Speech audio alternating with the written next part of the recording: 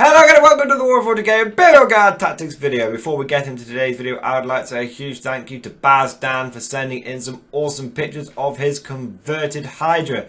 This is based off the old Russian Shilka anti-aircraft vehicle. I absolutely love these things whenever I play games like Red Dragon or War Game because they're just really awesome. They just shoot out thousands and thousands of bullets and just take planes out of the sky. It's awesome. If you haven't played War Game Red Dragon, by the way, go and check it out. It's an absolutely fantastic video game and you can pick it up like a fiver from pretty much anywhere these days. You can get it on Steam as well. Absolutely fantastic model. Really like the fact that it's got the Shilka body, but then the Games Workshop weapons, so your opponent can just look at that instantly and go, I know what this is. It is a Hydra. It's got 4 autocannons. They look like autocannons. Good times. Really impressive model, Baz. Thank you for sending this in.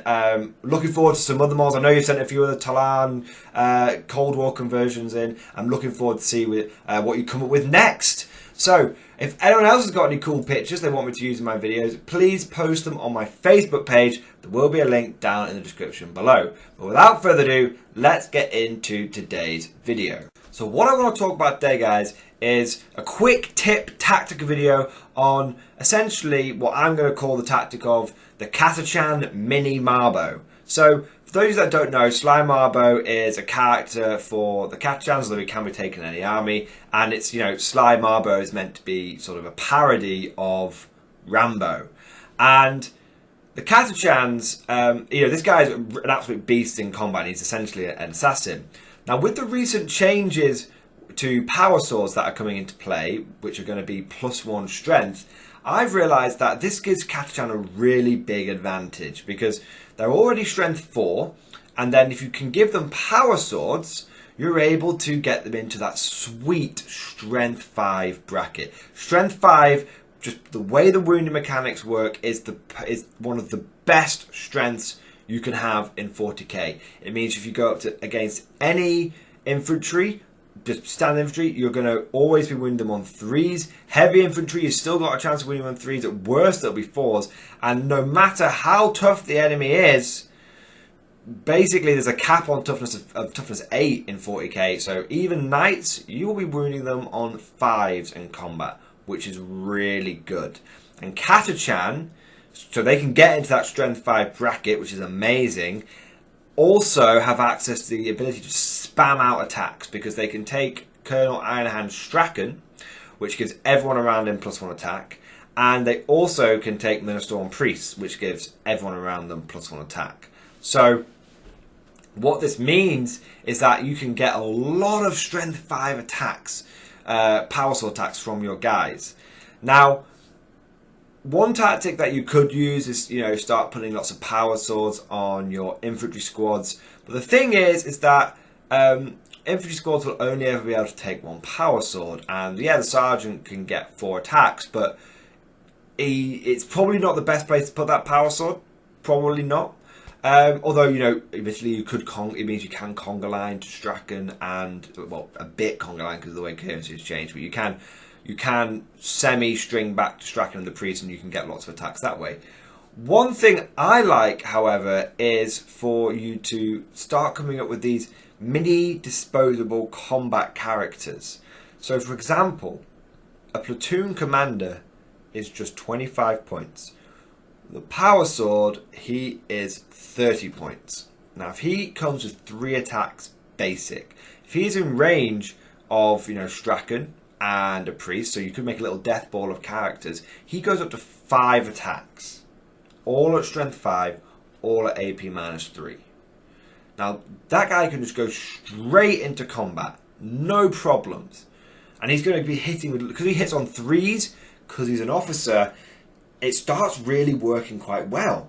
And don't forget, if your opponent then doesn't fall back, because a lot of 9th edition is about holding objectives and denying your opponent objectives. One of the armies, one of the tactics that we're seeing become very tournament winning is just being able to move into the middle of the board, dominate the majority of the objectives, and your opponent has to try and force you off them, and he kind of has to get into combat to do that, to force you off them and take the objectives.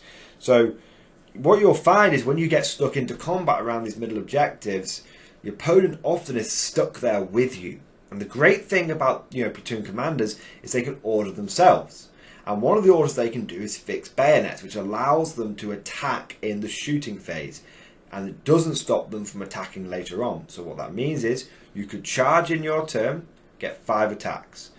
You stay in combat, you tell yourself fix bayonets, you do another 5 attacks up platoon commander. You get to the assault phase, and the way that the assault phase has changed now, I should say fight phase, sorry, old school terminology there, assault phase. You get to the fight phase, now you get another 5 attacks. So 15 attacks across one battle round. One charge or getting charged and one and then your one shooting phase and one more fight phase. One full round basically allows you to get 15 attacks, which is really good. Really, really powerful.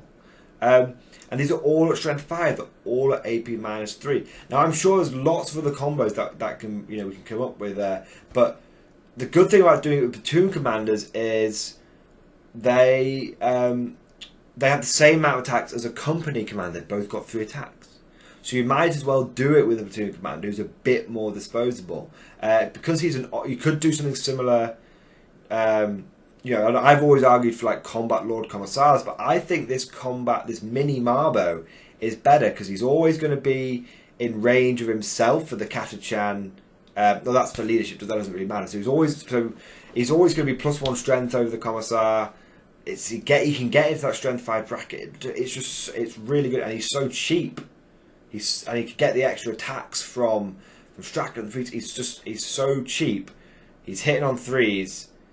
And he's strength 5. That's what's so good about it. So many attacks, and I just think it's really good.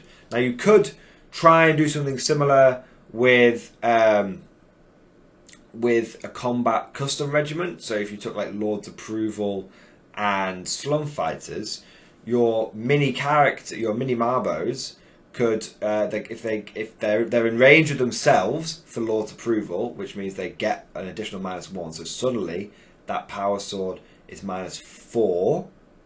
That's really good. And you still strength 4, and you'll still get 4 attacks. You won't get the extra attack from Strachan, but you would get the extra attack from the priest. And any 6s you get become 2 hits, and you've got a decent chance of getting a 6. So that way, if you look at it, you will get the same number of attacks. You're likely to get 5 attacks. Now you are going to be at AP -4, but you are going to be at 1 less strength. So if you manage to get the wounds through, you will just cut through power armor. Primaris will get no saves against you, but you will only be wounding on 4s rather than wounding on 3s. So it's kind of 6 of one, half of another, I guess, because if you get 4 attacks through and then you get 2 wounds through, that is 1 dead Primaris. But if you're a Catchan, you should get 3 wounds through, and they may save one of them. So it should still be a Primaris, but maybe a Primaris and a half. So the Catchans do it best, I think. I believe the Catchans will do it best, but the custom regiments can still keep up. And don't forget, the good thing about custom regiments is that the power swords in the regular squads aren't as wasted, because all your guys get AP -1 with them and 6 inches of an officer. So Lord's Approval is, there is a way of taking advantage of the custom regiment. We won't go too deep dive into that now. That'll be for another video, because this is really focusing on the mini Marbos for the Catchans.